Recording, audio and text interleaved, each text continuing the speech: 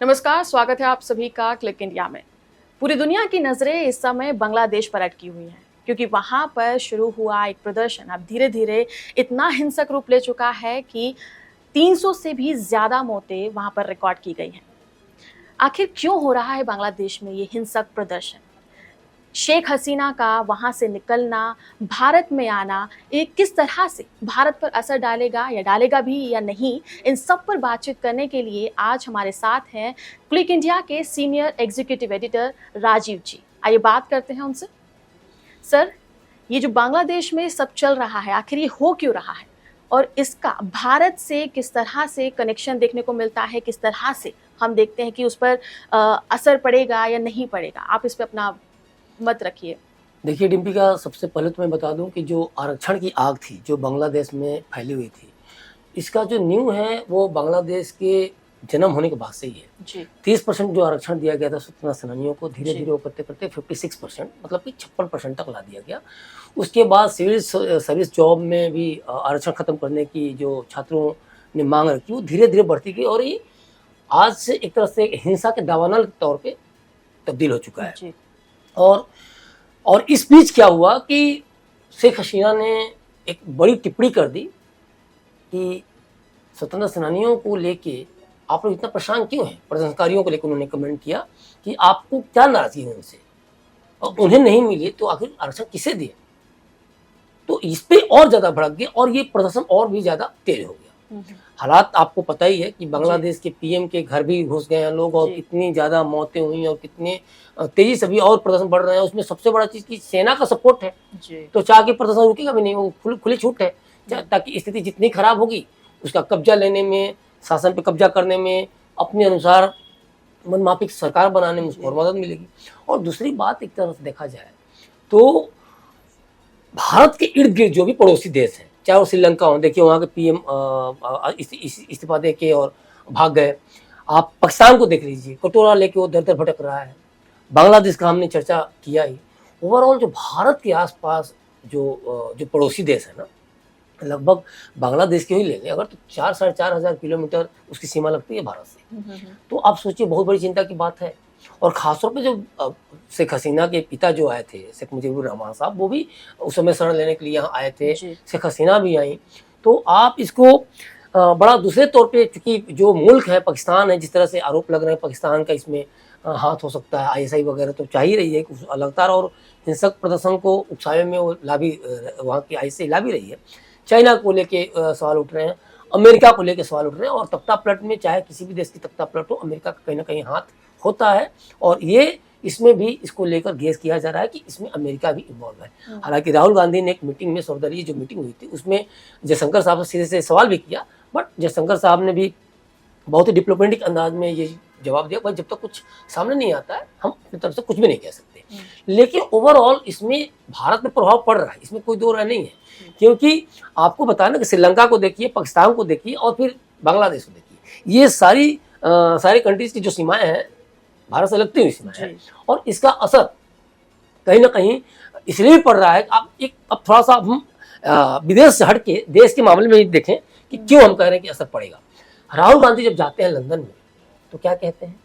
कहते हैं कि पूरे देश में केरोसिन छिड़का हुआ है, बस एक चिंगारी लगने की है ना, दे रहे हैं। और मतलब क्या है कि आपको चिंगारी, आपको कैसे लग रहा है केरोसिन छिड़की हुई है? और क्या राहुल गांधी अभी बीच में भी उन्होंने चुनाव से पहले बोला था, जिसपे मोदी ने भी काफी तीखा हमला किया था उनको लेके कि देश में कभी भी आग भड़क सकती है, देश आग में झुलस सकता है, जो भी है। तो इस तरह की चीजें, आग से रिलेटेड जो भी कमेंट उन्होंने किया, तो वो क्या साबित कर रहा है? आरक्षण की बात, चूंकि बांग्लादेश को लेकर हम चर्चा कर रहे हैं, आरक्षण की जो आग है ना, राहुल गांधी ने भरपूर, एकमात्र ऐसे नेता देश में जो भरपूर आग लगाने की कोशिश की थी। उन्होंने क्या बोला था कि भाजपा आरक्षण खत्म करना चाहती है। राहुल ये कह के क्या साबित करना चाह रहे हैं, देश को क्या बताना चाह रहे हैं, ये भी सोचने वाली बात है कहीं ना कहीं। और राहुल को लेकर बहुत सारी बातें सोशल मीडिया प्लेटफॉर्म पे या सत्ता पक्ष में ये सारी आए भी, आखिर राहुल करना क्या चाहते हैं? राहुल का देश में दंगा भड़काना चाहते हैं? राहुल का देश में आग लगाना चाहते हैं? 60 सालों तक राहुल शासन में रहे, राहुल की पार्टी शासन में रही, सत्ता में रही, केंद्रीय सत्ता में रही, 10-12 साल से बीजेपी सत्ता में है। तो राहुल आखिर इस चीज को पचा क्यों नहीं पा रहे हैं? राहुल को ऐसा क्यों लग रहा है कि सब कुछ खत्म?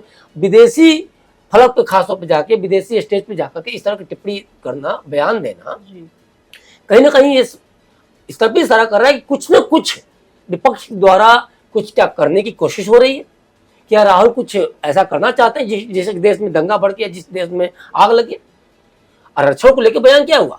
बीजेपी को देखा जाए तो ईडब्ल्यूएस आरक्षण बीजेपी ने किया, सवर्णों को 10% आरक्षण का प्रावधान बीजेपी ने किया। तो बीजेपी तो आरक्षण दे रही है, तो राहुल गांधी को ऐसा क्यों लगता है कि बीजेपी आरक्षण आएगी तो खत्म कर देगी?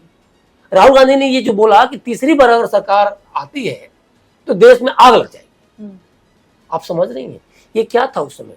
देश को धमकाना था या देश को आगाह करना था? राहुल गांधी के पास इस बात का जवाब है। तो अगर हम दूसरे तौर पे देखें तो ये आप भाई शेख हसीना के जो पिता थे वो भी तो इंडिया में आए थे, इंदिरा गांधी ने उसमें शरण दिया था जी। तो ओवरऑल अगर देखा जाए, ठीक है आज लंदन चले जाएंगी, जिस तरह की बातें आ रही हैं शेख हसीना, क्या होगा? लेकिन इसका असर ऐसा नहीं कि बांग्लादेश में जो हो रहा है सीधे सीधे इसका असर पड़ेगा, लेकिन हमारे यहाँ जो बांग्लादेश के तर्ज पे जो हमारे यहाँ राजनीतिज्ञ जो कर रहे हैं, अभी देखिए वक्फ बोर्ड को लेके क्या हो रहा है, वक्फ बोर्ड को लेके अधिनियम में संशोधन की बात चल रही है, लेकिन वक्फ क्या है? मुस्लिमों का एंगल है, संशोधन क्यों नहीं हो सकता है? कुछ चीजें कमी लगेंगी, खराबी लगेंगी तो संशोधन होना चाहिए, इसमें क्या बुराई है? फिर अखिलेश यादव है, कांग्रेस के नसीम खान है जो महाराष्ट्र के हैं, तो वो जिस तरह से बयान दे रहे हैं कि वक्फ का जो है वो वक्फ का ही होकर रहेगा। अखिलेश यादव जो इस पे टिप्पणी करें, ओवैसी टिप्पणी कर रहे हैं, इसका क्या होगा? इसका बहुत ही गलत एक तरह से जो सोशल सिक्योरिटी है या एक जो ताना बाना है इंडिया का, वो तहस नहस हो जाएगा। क्या राजनेता इस चीज को समझते हैं या वोट बैंक की राजनीति के लिए सब कुछ किया जा रहा है? आप अगर वक्फ बोर्ड के संशोधनों की बात कर रहे हैं तो सबसे पहले नसीमा राव ने संशोधन किया, उसके बाद मनमोहन सरकार ने 2013 में संशोधन किया और ऐसी ऐसी शक्तियां दे दी, ऐसी अपार शक्ति दे दी वक्फ बोर्ड को, जो जिसके बारे में आप सोचेंगी तो आप मतलब खौफ में हो जाएगी कि इंडिया में 80% हिंदू हैं, वैसे मतलब सीधे सीधे हिंदुओं को नकार करके, जो बहुसंख्यक आबादी को नकार करके और अल्पसंख्यक आबादी को या उनका प्रतिनिधित्व करने वाले जो वक्फ बोर्ड है उसको इस तरह का कर दिया गया। तो देश में इस तरह के माहौल क्रिएट किए जा रहे हैं, संशोधन क्यों नहीं हो सकता? आपने संशोधन किया तो मोदी सरकार क्यों नहीं कर सकती है? और कुछ कमी, अगर वक्फ बोर्ड में महिलाओं का प्रतिनिधित्व नहीं है तो इसमें क्या बुराई? अगर मोदी सरकार महिलाओं का प्रतिनिधित्व दे रही है वक्फ बोर्ड में, 2 महिलाओं को उसमें प्रतिनिधित्व पर रख रही है, तो इसमें बुराई क्या है जी? अगर वो ये कह रहे कि भाई ट्रिब्यूनल, अब बताइए वक्फ बोर्ड में एक ट्रिब्यूनल का प्रधान, मतलब एक अलग कोर्ट है।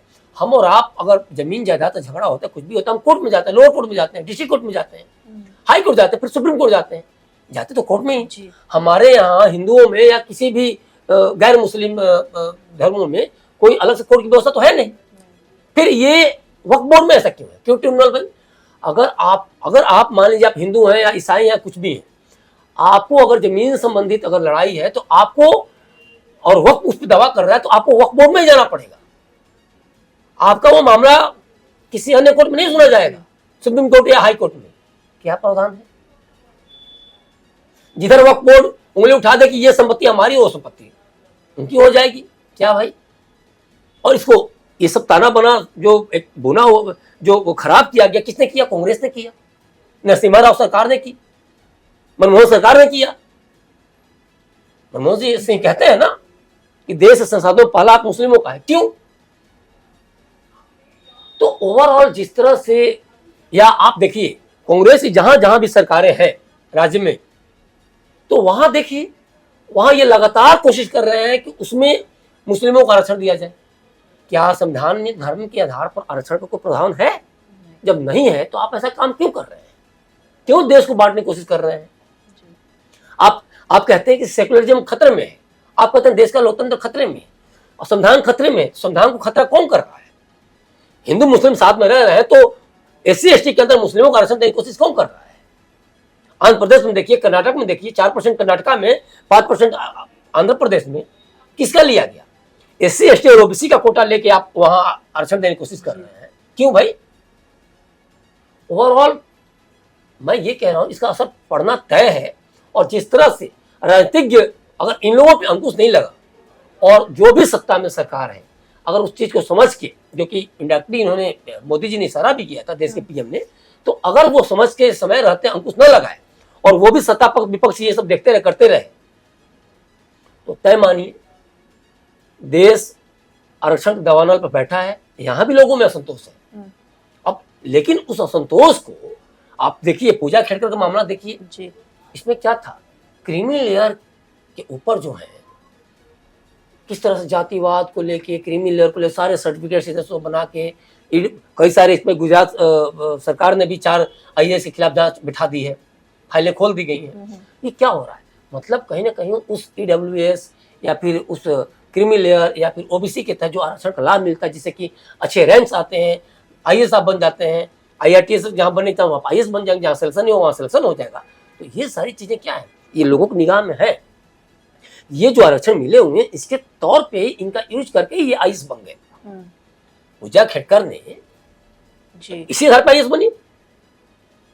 तो ये चीजें कल को भारी असंतोष में, और ऊपर से देखिए इनका इंडायरेक्टली कनेक्शन जो आरक्षण का है ना, या इन चीजों का कनेक्शन, नीट का जो पेपर को लेके जो इतना बवाल हुआ, सुप्रीम कोर्ट तक मामला गया, उसके बाद कितने सारे पेपर घोटाले हुए 2-4 साल के अंदर, 10 साल के अंदर पीछे जो हो रहे, तो वो भी कहीं ना कहीं हमारे उसमें एक तरह से कल्चर में आप कह सकते हैं कि कल्चर ही बन गया, एक तरह से रच बस गया, रूटीन हो गया है। ये चीजें डिम्पी का प्रभावित करेंगी। और आने वाले समय में अगर सरकारें नहीं चेती और विपक्ष पे अंकुश नहीं लगा और इस तरह की बयानबाजियों पर रोक नहीं लगी, तो तय मानिए स्थिति यहाँ भी बहुत भयावह हो सकती है। क्योंकि कहीं ना कहीं युवा वर्ग में असंतोष है, नौकरियां नहीं है उस तरह से।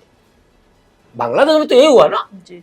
कि आपको 3000 सीट के लिए जो सरकारी नौकरियों को 4 लाख लोग भर्ती आवेदन अप्लाई कर रहे हैं, मिल कुछ नहीं रहा है। धीरे धीरे चीज असंतोष में आ गया।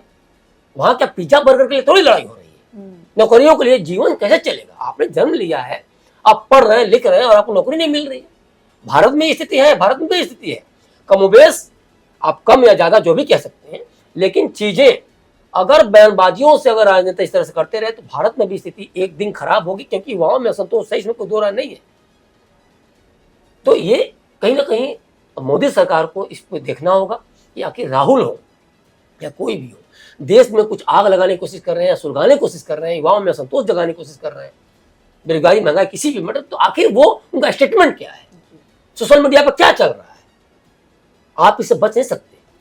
क्योंकि आपको मैंने बताया कि आसपास के आप कंट्रीज को देखें, श्रीलंका की मैंने बात की, आप बांग्लादेश में जो हो रहा देख ही रही हैं आप अब मतलब जो जो जो 2-3 जो कंट्रीज हैं वो सबके सब इंडिया से लगे हुए हैं और वहां जबरदस्त असंतोष है।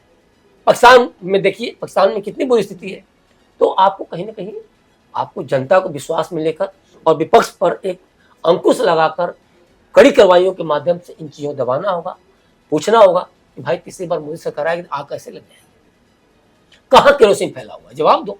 राहुल गांधी है इसलिए आप जेल नहीं जा सकते, ऐसा नहीं होना चाहिए। आप अगर कुछ गलत बोल रहे हैं जिससे किसी असंतोष भड़क सकता है, जिससे हालात बेकाबू हो सकते हैं, तो राहुल गांधी पे भी कार्रवाई होनी चाहिए।